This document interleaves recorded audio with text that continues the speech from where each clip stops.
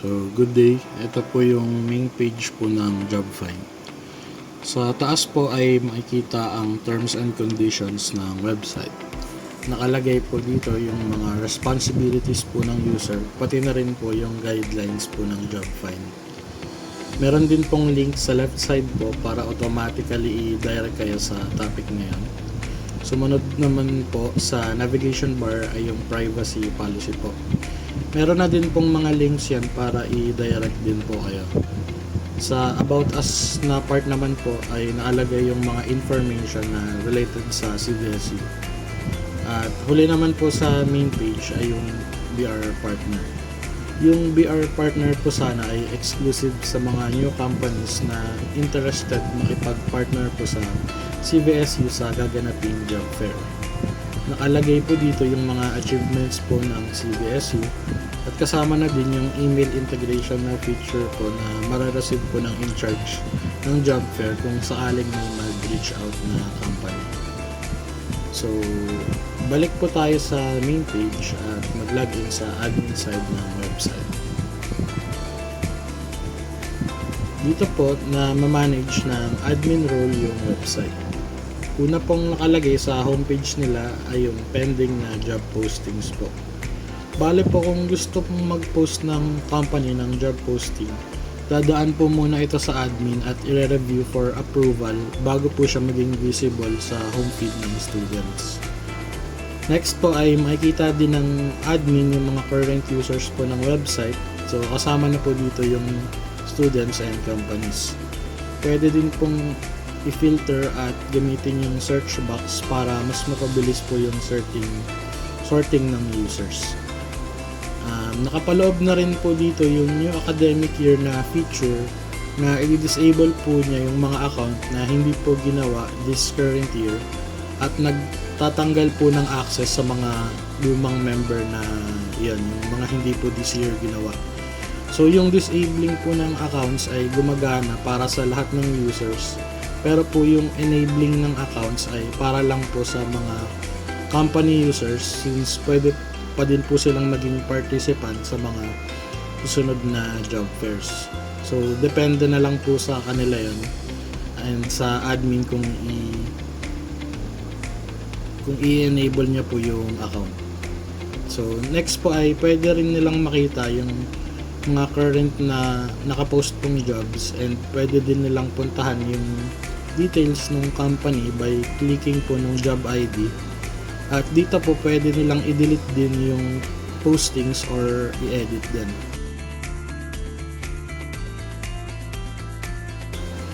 Sa analytics part naman po, nakikita yung data ng job fair. So naka-organize na po siya as a table and graph para mas mapadali pong mapakita yung data. Next pong part ay yung adding ng company accounts.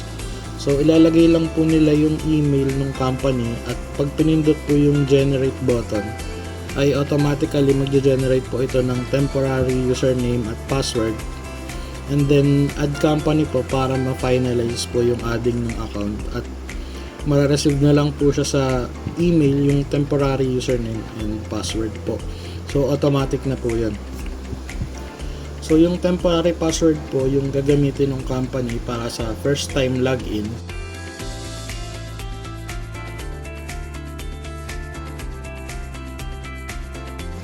At sa edit profile section po nila pwedeng baguhin yung password nila.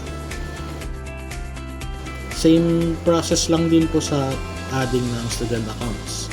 Ang nadagdag lang pong feature dito ay pwede pong mag-upload ng files po ng students para po sa bulking at hindi na pa isa-isa. So para naman po sa logging in process ng sa students, pagkapindot po ng add student button ay magge-generate agad po yung account ng students with their email as their username and password po yung default na password po nila. Pero don't worry po, hindi po ito ma-access basta-basta ng iba kahit same po lahat na default password yung password.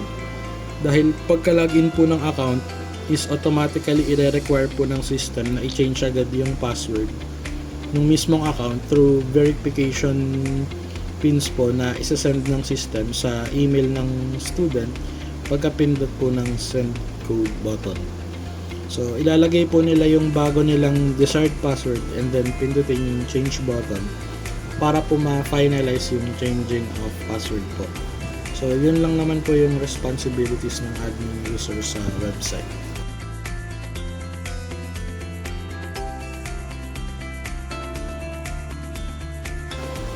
Next naman po yung sa student side ng job file. So if newly created po ng admin yung account, gaya po ng sinabi ko kanina, and na-change na po yung password, so una pong makikita yung mga job postings. Pero mapapansin po natin na hindi po sila makaka-interact dun sa job posts until hindi pa po nila na-fill upan yung sarili nilang user profile. Ayan.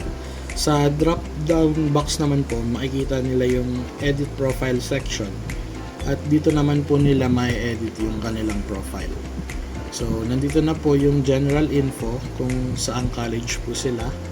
Pero nandito pong konting bio, pwede po nilang i-type yung bio nila and checkbox ng skills, and may other skills pong selection kung gusto nila mag-input nung wala dun sa checkbox.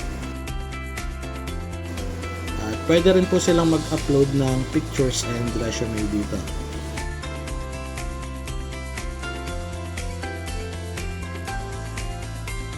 Pipindutin lang po nila yung submit button para ma-save yung changes. So pagka-edit po ng user profile ay pwede na pong bumalik sa main feed at ayan po, makikita na pong naka-filter na po yung jobs according sa skills pong pinil upan nila yung sa checkbox po. And then makikita po yung sorting nito according sa preference at working din po yung search box na functionality. Ayan po sa taas po. Balik po tayo sa interaction sa job posting. So may tatlo pong pwedeng interaction ng students, which is apply now. Ayun po, literal na mag-a-apply po sila sa company. And save job, which means ibo-bookmark nyo lang po at ma-access nyo ito sa bookmarks tab para pwede po nilang mabalikan at i-view yung company kung interested sila mag-apply dito. Ayan. Para makita rin po nila yung details nun, tsaka yung ibang mga job postings na rin po nito. So since pinindot ko po yung apply now, makikita po ito sa jobs tab at pati na rin yung ibang mga jobs na na-applyan na ng student. Ayan po. So balik po tayo at try nating mag-apply pa sa 2 more companies para makita po yung interaction pag multiple applications po yung ginawa ng student. So meron na rin po palang messaging system ang job file, pero parang replying feature lang po kasi po ma-access lang po ito ng students kung company po yung mag-initiate ng chat. So mapapakita po ito pagdating sa demo ng company user side po. Bale po, pagkatapos mag-apply sa companies, yung mga companies na po yung bahala kung bibigyan po nila kayo ng offer, which should be done po after ng interviews. So outside na po yun ng system natin. At pwede pong gumamit sila ng third-party apps. So, magsasend po sila ng Zoom link or Google Meet link. So, bahala na po si company doon. And limited pa lang po sa ganito yung pwedeng gawin na interaction ng students hanggat hindi pa po nasisenda ng offer ng company. So, lipat po muna tayo sa company side. If newly created din po yung account, so same po sa student, i-require po munang i-fill up yung profile ng company para po makapag-post naman po ng job. So sa student po ay hindi po sila makaka-interact sa job postings. So sa company naman po ay hindi sila makakapag-post ng mga jobs po.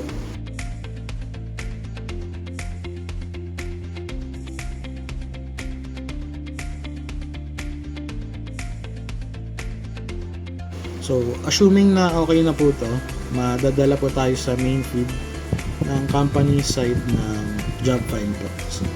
So, dito po, pwede na silang mag-post ng kanilang mga jobs. So, kailangan lang pong fill upan yung details.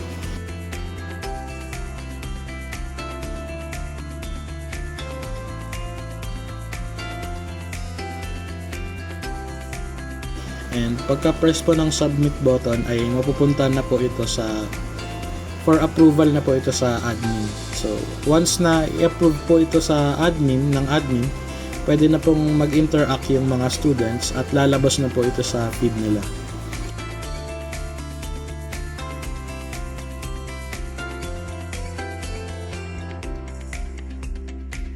So, sa baba po ng main feed, and po, scroll down lang, makikita po nila yung previous nilang job postings at may option po silang i-delete, i-edit or i-close yung posting.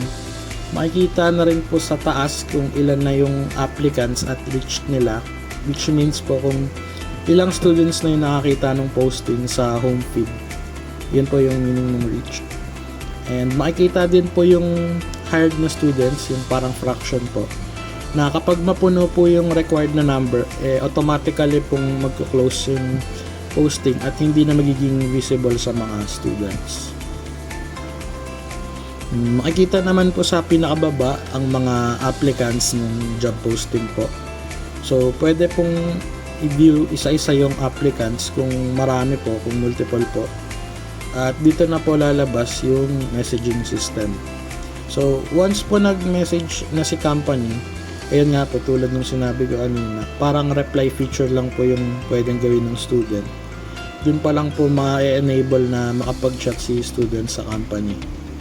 Ayun po. So, once once na nakapili na po yung company ng balak nilang i-hire na student, ayun po, magsasend po sila ng offer sa student and babalik po tayo dun sa student's side ng website po. So, ayan po. So, pupuntahan po natin ito sa job section. Ang mga company, makikita po yung mga company na in-applyan nyo. So, in case po na multiple job offers yung natanggap ng isang student, so yung unang offer po na i-accept niya po yung account sa system. So, once po na may in-accept ng job posting, hindi na po pwedeng makapag-accept ng ibang offers po yung student. And then magre-reflect na po ito sa analytics part ng website na doon po ma-access sa admin side na nadagdagan na po yung hired na students, and magre-reflect din po yung OAR, which means offer acceptance ratio, and yung yield ratio po.